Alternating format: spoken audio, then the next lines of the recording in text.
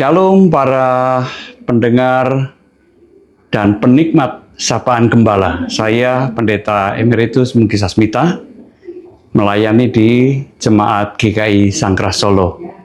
Dan Sapaan Gembala pada hari ini akan mengambil tema Allah yang berempati. Dan didasarkan pada firman Tuhan yang terdapat di dalam surat Ibrani pasal yang keempat ayat yang ke-15. Untuk itu mari kita berdoa terlebih dahulu. Ya. Bapa di dalam surga, kami akan bersama-sama membaca dan merenungkan secara singkat firman-Mu. Kiranya Roh Kudus-Mu menguasai setiap kami, dimanapun kami berada. Terima kasih Bapa, di dalam Kristus Putra-Mu yang tunggal kami berdoa. Amin. Saya akan membacakan surat Ibrani pasal yang ke-4 ayat yang ke-15 yang berbunyi demikian. Sebab imam besar yang kita punya bukanlah imam besar yang tidak dapat turut merasakan kelemahan-kelemahan kita. Sebaliknya, sama dengan kita, ia telah dicobai, hanya tidak berbuat dosa. Demikianlah firman Tuhan.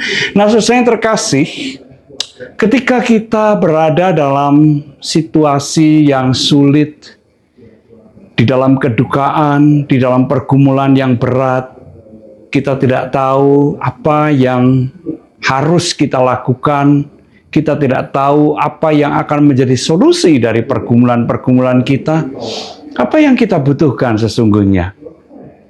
Tentu kita semua akan mengatakan ya kita membutuhkan seseorang yang dapat memberikan solusi bagi persoalan-persoalan kita. Tentu itu menjadi harapan dari setiap orang yang sedang berada dalam situasi yang berat atau sulit. Tetapi tidak selalu ada orang yang bisa memberikan solusi bagi persoalan kita. Dan ketika kita berada dalam situasi semacam itu, lalu ada teman, ada sahabat, ada saudara yang datang. Ia tidak mempunyai solusi apapun, tetapi ia mau duduk bersama dengan kita, ikut merasakan apa yang kita rasakan, ikut memikul beban yang kita tanggung. Itu merupakan suatu kelegaan yang luar biasa. Kehadiran teman, sahabat, atau saudara yang seperti itu seperti setetes air sejuk di tengah-tengah kehausan di padang gurun. Apa yang dilakukan oleh sahabat atau teman kita itu, itulah yang dinamakan empati.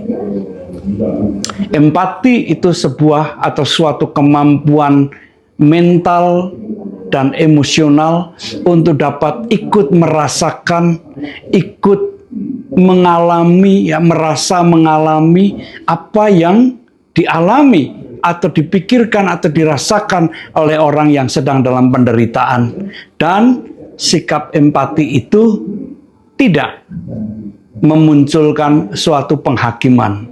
Orang yang datang tidak kemudian menghakimi orang yang sedang berkesusahan ini dengan macam-macam penghakiman. Seperti sahabat-sahabat Ayub yang datang mau menghibur tetapi sebenarnya mau menghakimi Ayub.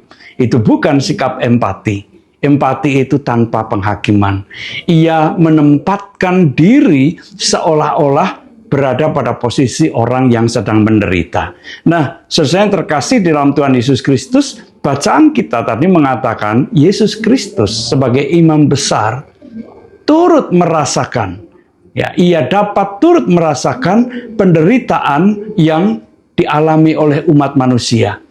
Sebagai manusia sejati, Yesus juga dicobai, tetapi ia tidak jatuh ke dalam dosa. Dan imam besar yang semacam ini yang menyatakan empati dari Allah. Allah yang berempati kepada manusia di dalam pergumulannya, dan Yesus yang menghadirkan empati dari Allah tadi, memberikan kekuatan, memberikan penghiburan, dan tentu saja ia tidak seperti sahabat, seperti manusia yang penuh dengan keterbatasan.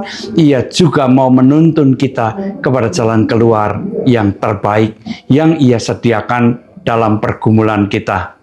Saudara yang terkasih dalam Tuhan Yesus Kristus, ketika kita menghadapi pergumulan, menghadapi situasi-situasi yang sulit, ingatlah firman Tuhan ini, bahwa kita memiliki imam besar yang dapat turut merasakan apa yang kita rasakan.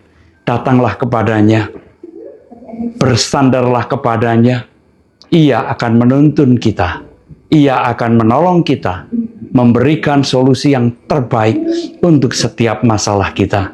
Bersyukurlah karena kita punya Allah yang berempati, yang dinyatakan di dalam kehadiran Tuhan kita, Yesus Kristus. Tuhan memberkati kita sekalian. Amin.